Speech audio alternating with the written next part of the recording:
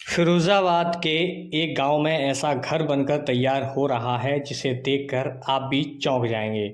जी हाँ, शहर से लगभग 5 किलोमीटर दूर मोहिद्दीनपुर गांव में अरिहंत जैन ने अपने लिए एक ऐसा घर तैयार कराया है जिसमें सीमेंट गिट्टी का बिल्कुल भी इस्तेमाल नहीं किया गया।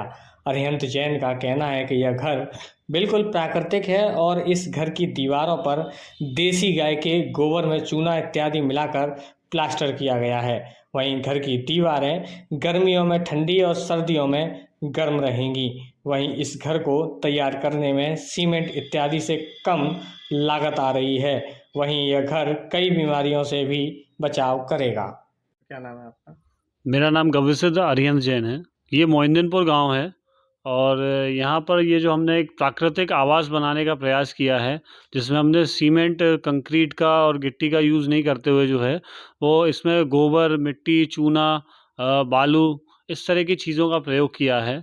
इसका मुख्य जो लाभ ये है कि मान लीजिए कि प्राकृतिक वातावरण में जब हम रहते हैं इस तरह के बने हुए मकानों में, तो पहली बात तो ये कई सारे एडवांटेज इसके, जैसे कि टेम्परेचर का एडवांटेज, गर्मी में ठंडा रहेगा, ठंड में गर्म रहेगा।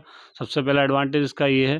फिर प्रकृति के हम पास में रहेंगे, क्योंकि हम कंक्रीट के मकानों में, मैं तो इनको कंक्रीट के जंगल कहूँगा, क्योंकि जिस कंक्रीट के मकानों में हम रह रहे हैं, इनका पंच महाभूतों का जो बैलेंस है वो बिगड़ा हुआ होता है। और जब हम प्राकृतिक व्यवस्था में आते हैं तो यही बैलेंस बन जाता है। तो हम यूँ मान कर चल लीजिए, पंच महाभूतों का बैलेंस बिगड़ेगा तो हम बीमार होंगे, और जब वो सुधरेगा तो हम स्वस्थ होंगे। अभी करीब करीब ये करीब 2500 स्क्वायर फीट का जो है एक हॉल जो है वो तैयार किया है। अब इसमें कमरे जैसी जैसी ज़रूरत होगी उसके हिसाब से बन जाएंगे। और ये प्लास्टर और इसकी चिनाई में जो है चूना, मिट्टी, गोबर और बालू, इन 4 चीज़ों का जो है वो इस्तेमाल किया गया है। देसी गाय के गोबर का ही इस्तेमाल हमने इसमें किया है। ठीक है, इसमें अगर मैं लागत की बात करूं, जैसे आपने पूछा अभी, तो सीमेंट और जो आजकल जो कंस्ट्रक्शन होता है उसके मुकाबले मटेरियल कॉस्ट बहुत कम हो जाती है। क्योंकि आप समझिए कि मटेरियल कॉस्ट में मिट्टी, चूना, गोबर ये सब सभी सस्ती चीज़ें हैं, तो मटेरियल कॉस्ट कम हो जाती है, लेकिन लेबर कॉस्ट बढ़ जाती है। क्योंकि जैसे प्लास्टर आप देख रहे हैं, तो प्लास्टर अभी 3 कोट हुए हैं, अभी इस पर 1 कोट और हो करके फिर उसके बाद में प्राकृतिक पेंट होगा इस पर।